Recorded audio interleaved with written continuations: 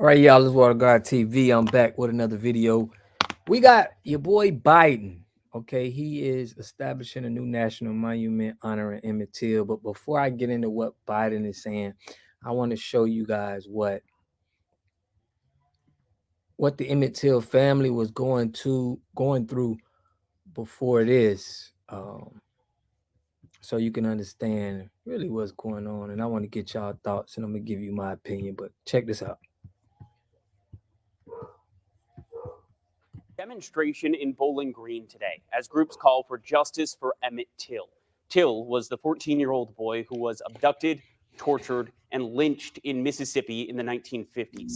Carolyn Bryant Donham is accused him of whistling at her, and now, more than 60 years later, she's been tracked to Bowling Green. A small group that grew as the afternoon progressed rallied near the apartment complex, marched to a local grocery store parking lot, made speeches, and then marched back towards that apartment where they believe Donham lives. Once there, Till's cousin, Priscilla Sterling, spoke to the crowd. The warrant that was found in June stated that Carolyn Bryant was there, charged with kidnapping as well as accessory to murder. That's right. Why Carolyn Bryant did not get charged? The focus here today is about justice. There was supposed to be a Christmas parade in Bowling Green starting at 9:30 this morning, but organizers canceled after threats were made towards some of those protesters. Bowling Green Police and the Warren County Sheriff's Office posted this video that explained the potential threat. The specific threat is threatening to shoot anyone who is protesting and anyone helping the protesters. They had to put a black man As in of there. this moment, we have not been able to determine the validity of this threat. However, we feel it is important to alert our citizens. He's just there. The FBI and Homeland Security are helping local and state authorities investigate. It's everything you wished for. Your site traffic is skyrocketing. Basically, until this happened. Now I want to show you guys how Biden is now honoring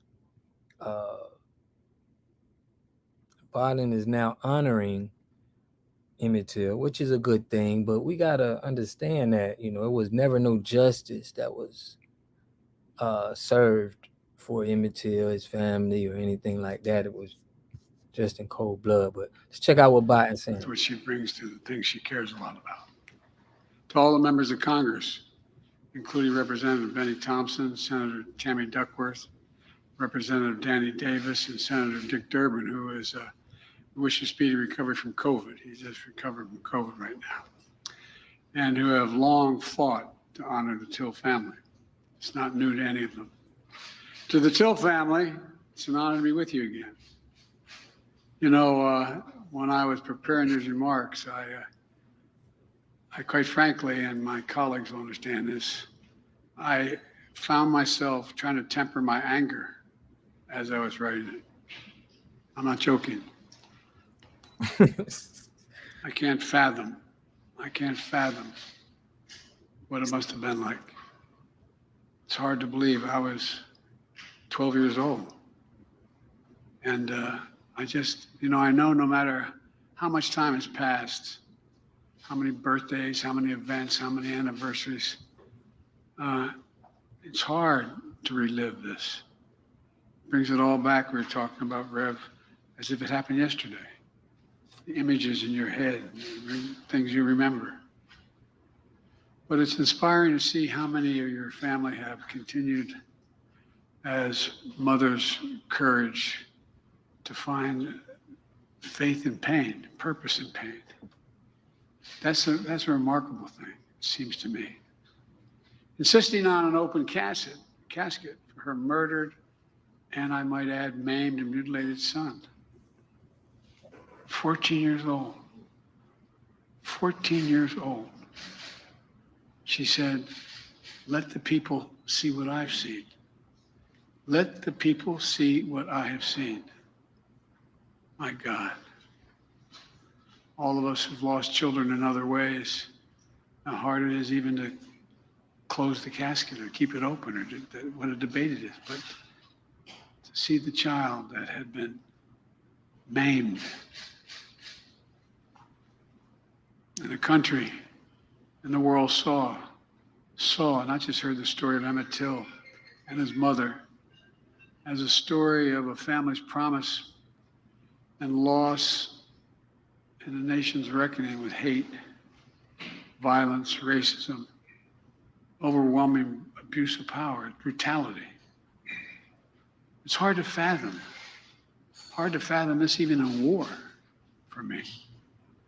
It's hard to fathom. But today, on what we've been, would have been Emmett's 82nd birthday, we had another chapter of the story of remembrance and healing. Just as we joined together when I signed the law in his name to make lynching a federal crime, think how long that took for that to happen. I mean, and we screened the movie Till at the White House. Today, we join together as I sign a proclamation designating Emmett Till and Mamie Till Mobley national monument in both Illinois and in Mississippi.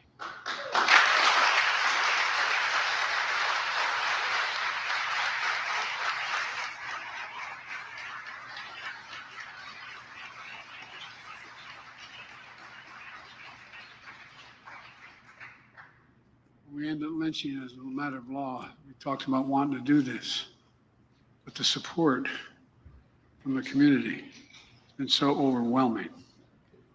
I thank the members of Congress for their support, and more than that, their leadership. At a time when there are those who seek to ban books, bury history, we're making it clear, crystal clear.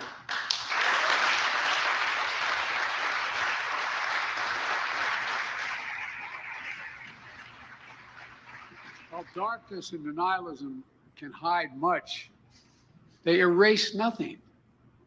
They can hide, but they erase nothing. We can't just choose to learn what we want to know. We have to learn what we should know. We should know about our country. We should know everything, the good, the bad, the truth of who we are as a nation. That's what great nations do, and we are a great nation. That's what they do. For only with truth comes healing, justice, repair, and another step forward toward forming a more perfect union. We got a hell of a long way to go. That's what's happening. That's what's going to happen with visitors of all backgrounds to learn the history of Emmett Till and Mamie Till Mobley through our national monument. Look, telling the truth and the full history of our nation is important. It's important to our children, our grandchildren, our great-grandchildren, to our nation as a whole. I've said it before. It was a lesson I learned coming out of not like real leaders in the civil rights movement, but I came out of the civil rights movement as a kid, as a public defender, and I used to, think that you pass something that was good, you can make hate go away. Hate never goes away. It just hides. It hides under the rocks. And given a little bit of oxygen by bad people, it comes roaring out again. It's up to all of us to deal with that. Up to all of us to stop it. Up to all of us. The best way to do this is with the truth. It's used in a different context, but I think it applies here. Silence is complicity. I will not be silent, nor will you be silent about what happened.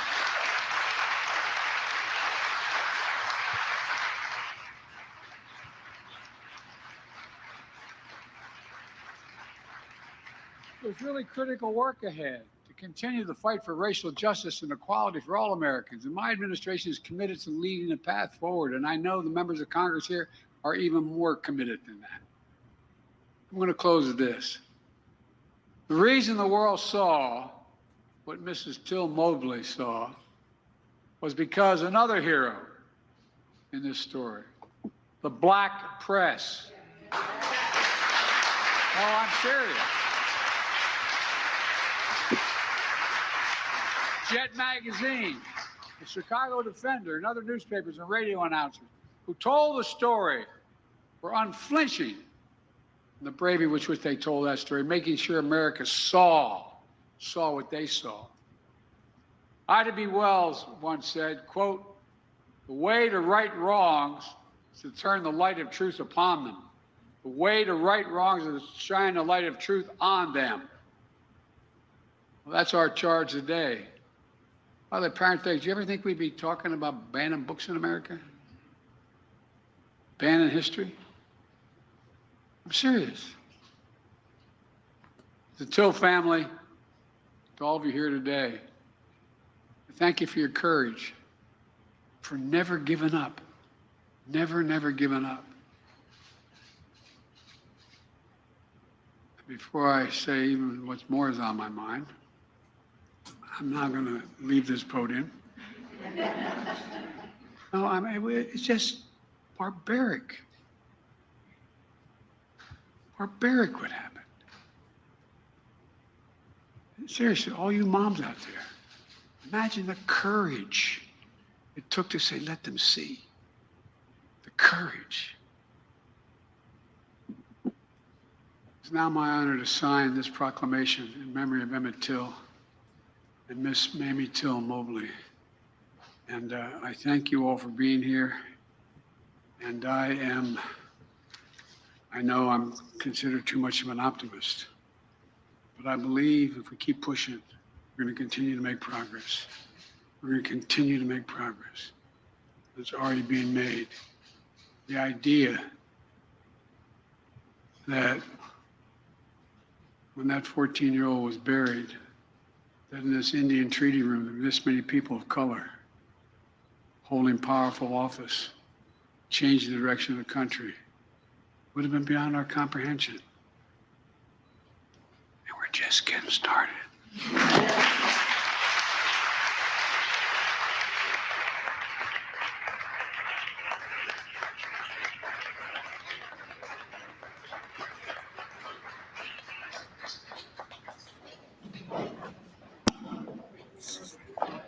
That was real good. That was so Biden.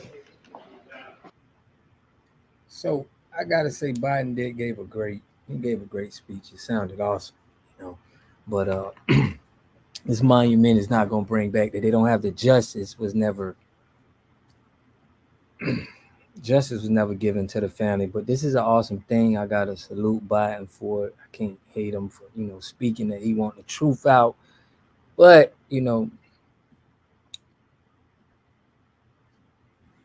for whoever was wrong and for making right with the family, I don't think a monument, honoring them is nice, but somebody lost a son there, lost family members there for nothing, So though it's nice, it's still bringing back bad memories that still have us frustrated, trauma, that a kid can be beaten like that.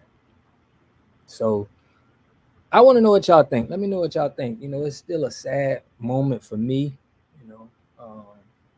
because I couldn't imagine a kid face getting beat up like that, a kid. So it's just something that I don't think I would never forget. But I want to know what y'all think about it. I appreciate Biden for making light of the situation and also, putting on a national stance. But it's still just a sad, that hurt, that void that's there when I, when I first heard it, and it's still around. It's just imagine somebody's kid. I got kids. Imagine somebody else's kid getting beaten like that. It's just not a good. You'll never be able to sit with that. It always bothers me. So I want to know what y'all think in the comment section. And I talk to you and they'll give you my opinion. Let me know what you think about my opinion. We'll catch you on the next. Peace.